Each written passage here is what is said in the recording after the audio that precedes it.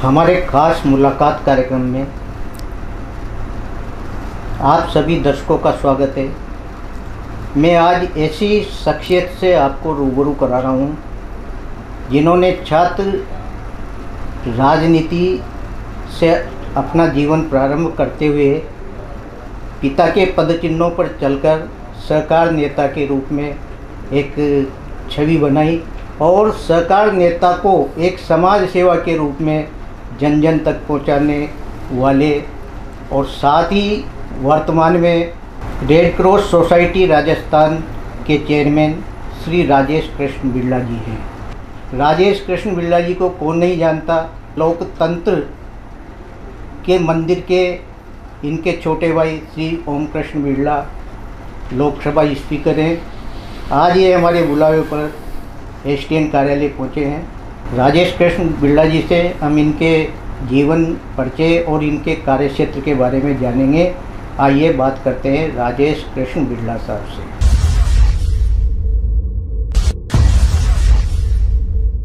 राजेश बिरला साहब, आपका नमस्कार। बहुत स्वागत है। नमस्कार दिनेश जी। राजेश बिरला साहब, सबसे पहले तो हमारे दर्शकों को आप अपने जीवन परिचय के बारे में बताएं कि आप कहाँ से हैं, शिक्षा वगैरह आपकी कहाँ हुई और किस रूप में आप इस मुकाम तक पहुँचे, और समाज में भी आपने बहुत अध्यक्ष और भी बड़े बड़े पदों का निर्वहन किया, उसके बारे में दर्शकों को बताएं। मैं कोटा का ही निवासी हूँ और कोटा में ही मेरा जन्म हुआ है। कैथनी पॉल में 3 दिसंबर 1953 को पिताश्री श्री श्री कृष्ण जी बिरला और माताजी शकुंतला बिरला के यहाँ पर मैंने जन्म लिया और बहुत मान्यता के बाद भगवान नीलकंठ ने मुझे इस परिवार में भेजा और परिवार में सबसे पहले मैं ही पैदा हुआ, तो मेरा स्थान वैसे भी प्रथम रहा। जन्म के साथ साथ पिताश्री वाणिज्य कर विभाग में, जो पहले एक्साइज और आरटीओ सारे ऑफिस एक होते थे, उसमें सर्विस करते थे और उनको देखते हुए जब हमने होश संभाला, भगवान नीलकंठ के आशीर्वाद से मैंने न्यू मिडिल स्कूल जो हमारे पीछे ही था उसमें मैंने प्राइमरी शिक्षा प्राप्त की। वहाँ से प्राइमरी शिक्षा प्राप्त करने के बाद मल्टीपर्पज़ स्कूल में मैंने एडमिशन लिया और एक तरह से पिताजी का ये मानना था कि मेरा बेटा डॉक्टर बने, तो मैंने साइंस बायोलॉजी ली, लेकिन मैं उनका सपना पूरा नहीं कर पाया। मैंने बीएससी की, बीएससी करने के बाद एमए किया, एमए करने के बाद एलएलबी की और पिताजी के पद चिन्हों पर चलते हुए जिस तरह से पिताजी ने समाज में और कर्मचारी नेता के रूप में अपनी छवि बनाई और ईमानदारी से जब उन्होंने डिपार्टमेंट जिस तरह का नाम था सेल टैक्स, उस डिपार्टमेंट से यूँ कहा जाता था कि सेल टैक्स तो समझ गए आपके किस तरह का डिपार्टमेंट है कि वहाँ तो कमाई है। हम स्कूल में पढ़ते थे तो स्कूल में भी हमारे अध्यापक ये कहते थे, अरे मज़े हैं तुम्हारे, तो कमाई है। लेकिन मैंने मेरे पिताजी से देखा सीखा कि ईमानदारी से काम करने वाला आदमी कभी मात नहीं खाता, वो हमेशा आगे बढ़ता है। उनके पद चिन्हों पर चलते हुए मैं कॉलेज में 1971 में कॉलेज में मैंने प्रवेश लिया। कोटा कॉलेज में मैं, क्योंकि बाबूजी हमारे, क्योंकि हम बाबूजी कहते थे पिताजी को, तो बाबूजी को देखा कि वो राज्य कर्मचारियों के नेता थे और सभा नंबर 108 जो कर्मचारियों की संस्था थी, उस संस्था में जिस तरह से उन्होंने काम किया, उस संस्था को जिस तरह से मजबूती से आगे बढ़ाया, कर्मचारियों के हितों का ध्यान रखा, उसको देखते हुए मुझे भी एक तरह से शौक़ लग गया, क्योंकि मैं उनके साथ बैठ के देखता था कि बाबूजी किस तरह से काम करते हैं, किस तरह से ईमानदारी से काम करते हैं और घर में बैठ के मीटिंगें करना, क्योंकि उस टाइम इतने साधन नहीं थे। बिल्कुल। और साधन नहीं होने के बाद घर में मीटिंगें करना और बुला के बात करना, कर्मचारियों को ऋण देना। तो 71 में मैंने भी हरीश शर्मा, जो उस टाइम के कॉलेज के जाने माने लीडर थे, उनको मैं भी एक अपने आप को मानता कि हरीश शर्मा की टीम में मैं भी शामिल हूँ। और जब चुनाव हुए कॉलेज के, तो हरीश जी शर्मा के कार्यकारिणी में, क्योंकि उस समय मात्र 9 आदमी की कार्यकारिणी रहती थी, जी।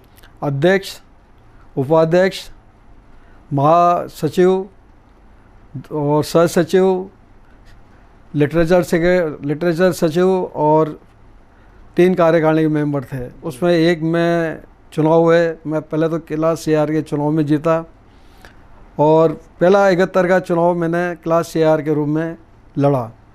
उसके बाद फिर हरीश ने कहा कि मैं कार्यकारिणी में भी आना चाहता हूँ।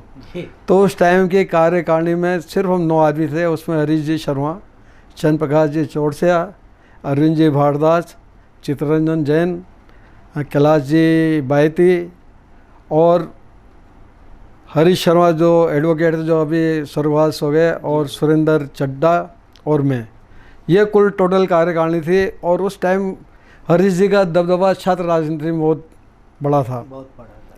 सही है। लगातार नेतागिरी का जुनून था। कैथनी पोल में हम रहते थे, और कैथनी पोल जाना माना इलाका कोटा का था। राजनेता वहाँ से ही पैदा हाँ, राजनेता वहाँ से पैदा हुए, या शौक था वहाँ पर। जी। और शौक होने की वजह से हमें भी शौक लग गया। और वहाँ पे नीचे दुकान 71 के में बाबा का देहांत हो गया, तो दुकान पर भी बैठना पड़ा, दुकान भी संभालनी पड़ी। किराने की दुकान थी, जनरल स्टोर था, उसको संभाला, साथ ही साथ पढ़ाई भी की, और 71 का चुनाव भी लड़ा। और 71 के चुनाव के बाद फिर BSc की। BSc में हम डॉक्टर तो नहीं बन पाए, लेकिन वो राजनीति का ज़रूर जुनून था।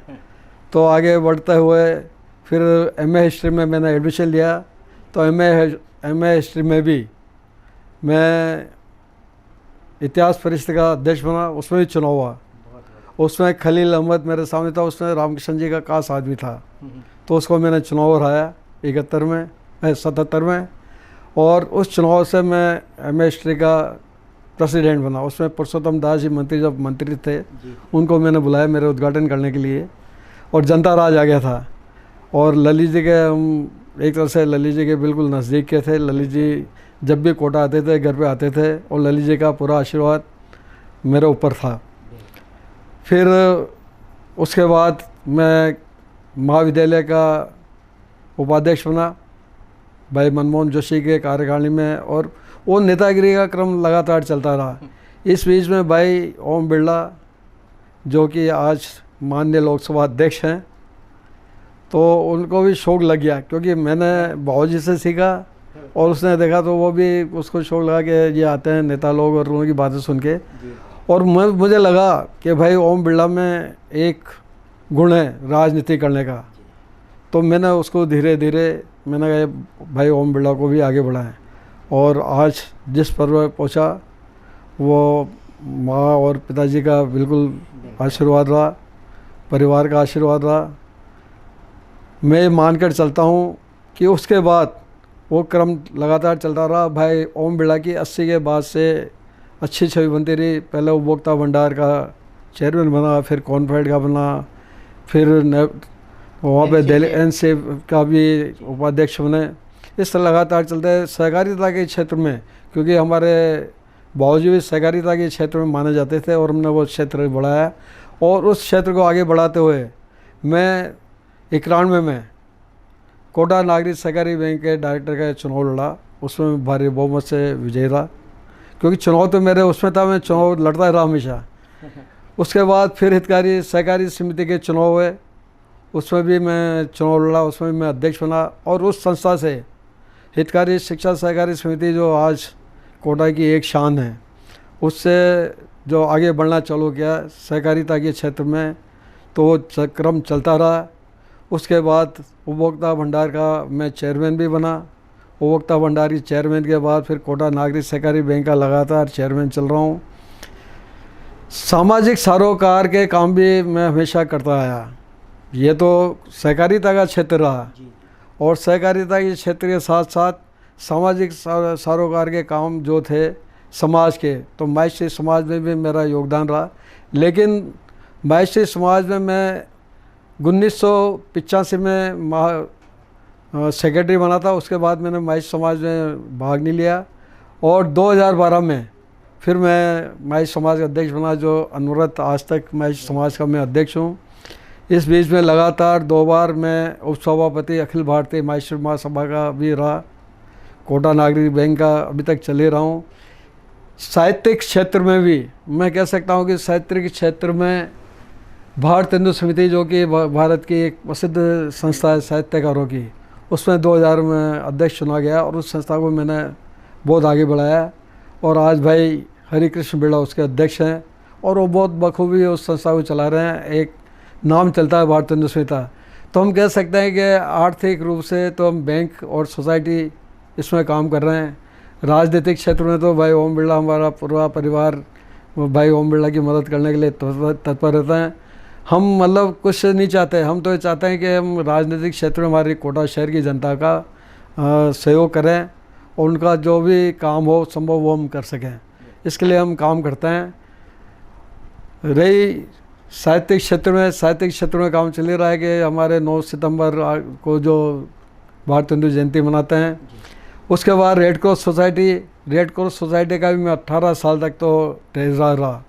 उसके बाद जो चुनाव हुए तो रेड क्रॉस सोसाइटी का मैं अध्यक्ष बना कोटा का, और कोटा का अध्यक्ष बनने के बाद मैं जयपुर, जो राजस्थान प्रदेश के रेड क्रॉस सोसाइटी के चुनाव हुए, उसमें मैं गया, और वहाँ पर भी मुझे निर्विरोध अध्यक्ष बनाया, चेयरमैन बनाया। और चेयरमैन बनकर जो काम आज राजस्थान में इंडियन रेड क्रॉस सोसाइटी कर रही है, आदरणीय महामहिम राज्यपाल महोदय कलराज मिश्र के आशीर्वाद से आज राजस्थान में रेड क्रॉस सोसाइटी नए आयाम कायम कर रही है।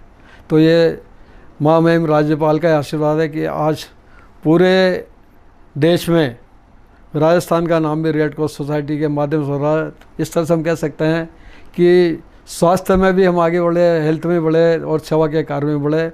उसके बाद में दिल्ली जो all India red cross society में, उसमें मेरा चुनाव हुआ, उसमें मैं चुना गया, और आज मैं Delhi red cross society Akhil Bharatiya मतलब और all India red cross society में भी मैं वहाँ पर डायरेक्टर हूँ। इस तरह से क्रम चलता रहा, और लगातार जनता की सेवा करते हुए जो हमें आनंद की अनुभूति होती है, उसको हमें ऐसा महसूस होता है कि हमें कुछ नहीं चाहिए। मेरे 2 बच्चे हैं, एक डॉक्टर है और एक इंजीनियर है। डॉक्टर आई हॉस्पिटल चलाता है, बहू चाइल्ड स्पेशलिस्ट है, वो सरकारी नौकरी करती है। पत्नी मेरी हितकारी सहकारी समिति की चेयरमैन है, वो लगातार अनवरत 25 साल से अध्यक्ष चल रही है। तो पूरा परिवार सहकारिता के क्षेत्र में, भाई हरिकृष्ण बिरला उपभोक्ता भंडार के चेयरमैन है। मंजू बिरला जो हमारी छोटी बहू है, वो कोटा नागरिक सहकारी बैंक महिला की चेयरमैन है। सहकारिता के क्षेत्र में जो काम हम करते हैं, उससे हमें जनता का पूरा आशीर्वाद है। क्योंकि जिस तरह से मैं एक बात ज़रूर कहता हूँ कि आदमी को कोई भी काम करना हो तो ईमानदारी से काम करना चाहिए, लगन से काम करना चाहिए, और संस्था के प्रति वफादार होना चाहिए। संस्था को जो आदमी समझता है संस्था को लूटने का काम है, आदमी ये मान के चलता है तो वो फेल हो जाता है। आदमी संस्था की सेवा करे तो उसमें जो आनंद आता है, उसके आनंद की अनुभूति नहीं होती। बीएड कॉलेज लगातार चल रहा है हितकारी का, और माहेश्वरी पब्लिक स्कूल जो आज कोटा की शान है, उसका भी मैं चेयरमैन हूँ। और जिस तेरुगति से माहेश्वरी पब्लिक स्कूल MPS के नाम से जाना जाता है, वो आप सबको पता है। और उसके लिए कह सकता हूँ कि आज की तारीख में कोटा के टॉप मोस्ट स्कूलों में माहेश्वरी पब्लिक स्कूल है। इस तरह हम सेवा काम करते हैं।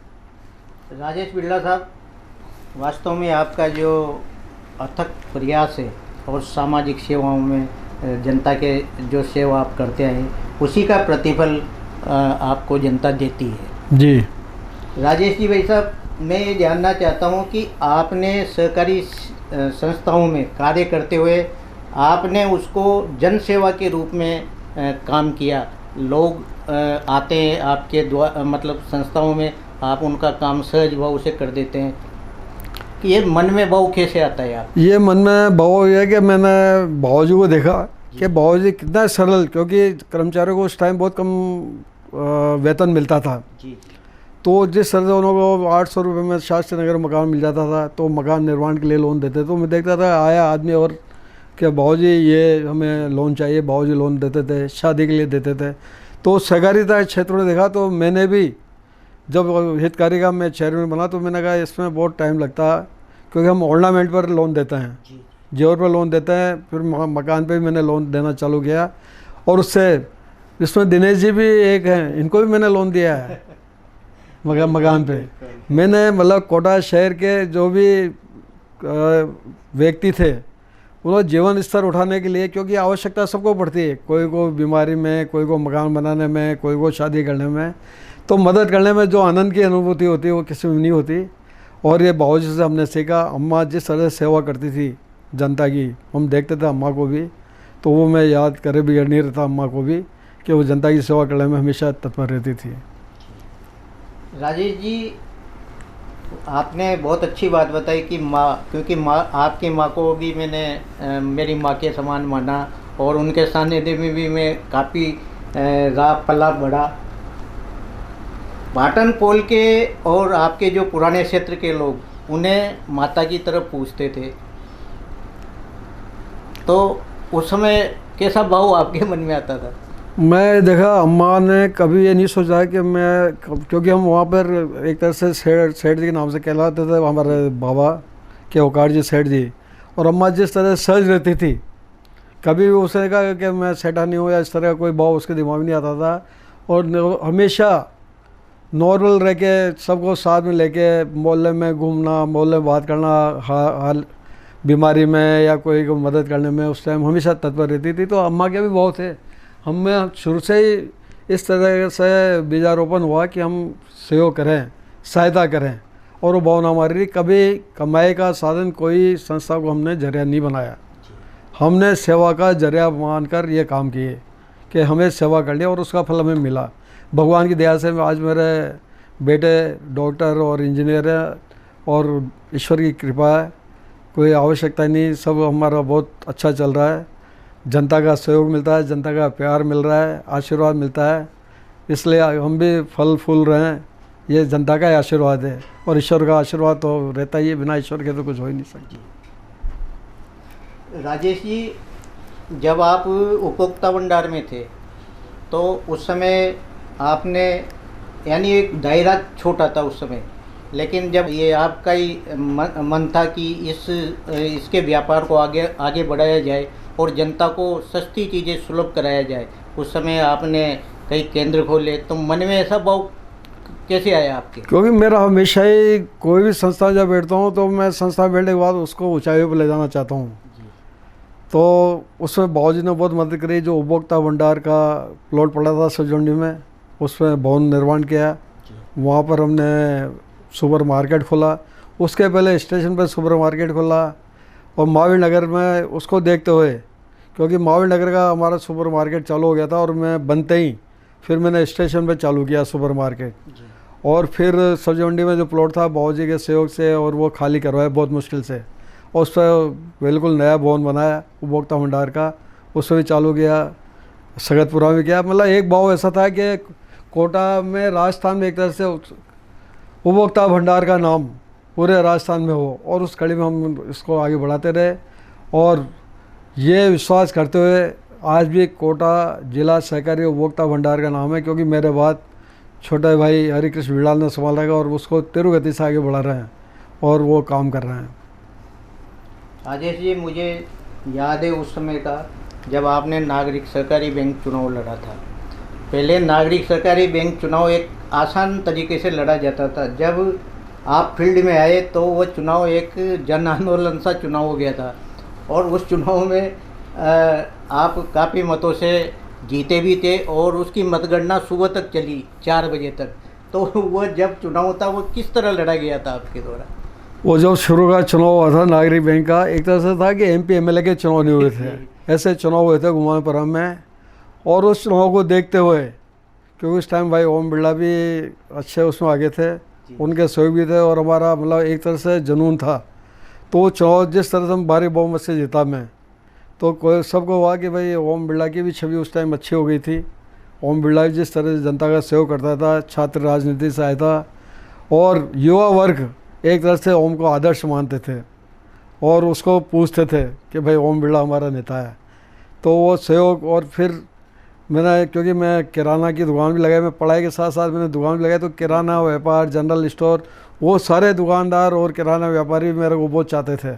उन सबका सहयोग मुझे मिला, मतलब सभी क्षेत्रों से मुझे सहयोग मिला, चाहे राज्य कर्मचारी हो, किराना व्यापारी हो, सरकारी नौकरी करने वाले हो, टीचर हो, सब ने मुझे सहयोग किया और मुझे भारी बहुमत से जिताया। क्योंकि हम 26 तारीख की बन गई थी, क्योंकि बाबूजी खुद राज्य कर्मचारियों के नेता थे, तो उसका बहुत बेनिफिट मिला और उससे भारी बहुमत से मैं चुनाव जीता। और ऐसा भयंकर चुनाव कभी देखा नहीं होगा कि जो चुनाव हुआ था। राजेश जी, पिता और माता की मृत्यु के बाद घर में सबसे बड़े आप थे और इतना बड़ा परिवार आपने एक सूत्र में बांधा, ये कैसे आज के वर्तमान परिप्रेक्ष्य में ऐसा बहुत कम देखने को मिलता है। किस तरह आप अपने परिवार को संभाल देते हैं? मैं ये मान के चलता हूँ कि हमारे सारे भाइयों में और बहनों में ये एक मिसाल दी जाती है कोटा में कि ये सारे बहन भाई एक साथ रहते हैं, एक साथ मिलते हैं। और वो मिसाल, क्योंकि बहुत सारे नेता कहते हैं कि ओम बिरला के पास राजेश बिरला, हरिकृष्ण बिरला जैसे भाई हो, हमारे पास भी होते तो हम भी दिखाते।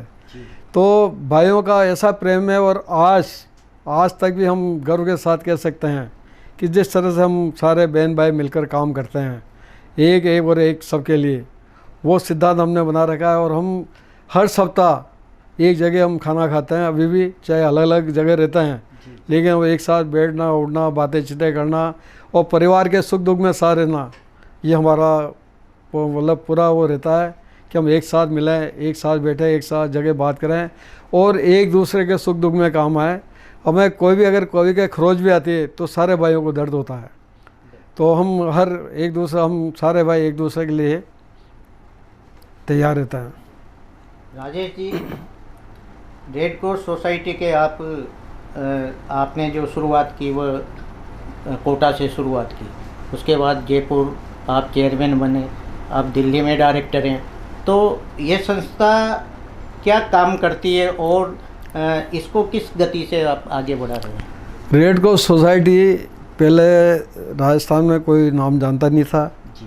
कोटा में भी बरसों तक मैं ठेकेदार रहा, लेकिन उस टाइम 18 साल तक कोई काम नहीं किया। जब मैंने बना तो रेड क्रॉस सोसाइटी का भी नवनिर्माण किया। आज उसको देखेंगे तो आपको लगेगा कि रेड क्रॉस सोसाइटी का बहुत अच्छा भवन है और लगातार उसमें कुछ न कुछ सेवा कार्य चलते हैं, क्योंकि रेड क्रॉस का काम ही सेवा प्रदान करना है।